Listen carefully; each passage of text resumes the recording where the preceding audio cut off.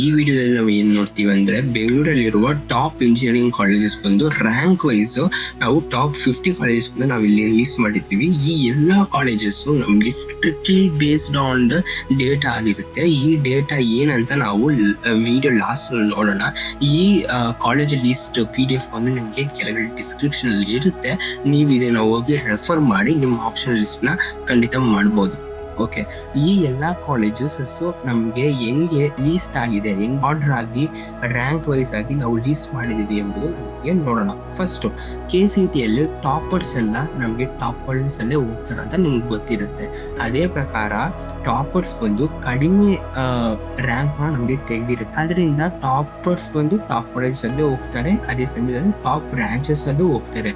ಅದರಿಂದ ನಾವು ಎಲ್ಲಾ ಕಾಲೇಜಸ್ ಇಂದ ನಾವು ಟಾಪ್ ಬ್ರಾಂಚ್ ಆಗಿರುವ CSE ಹಂಗಿದ್ರೆ ಕಂಪ್ಯೂಟರ್ ಸೈನ್ಸ್ ಅಂಡ್ ಇಂಜಿನಿಯರಿಂಗ್ ಎಲ್ಲಾ ಕಾಲೇಜಸ್ ಕಟ್ ಆಫ್ ತೆಗೊಂಡು ಈ ಕಾಲೇಜಸ್ ಅಲ್ಲಿ ಬಂದು ನಮ್ಗೆ CSE ಆಫ್ ರ್ಯಾಂಕ್ ನಾವು ಕಂಪೇರ್ ಮಾಡಿ ಇದನ್ನ ನಾವು ಆರ್ಡರೈಸ್ ಮಾಡಿ ಈ ಆರ್ಡರ್ಗೆ ಯಾವ ಕಾಲೇಜ್ ಬರುತ್ತೆ ಅಂತ ನಾವು ಆರ್ಡರ್ ಮಾಡಿದೀವಿ.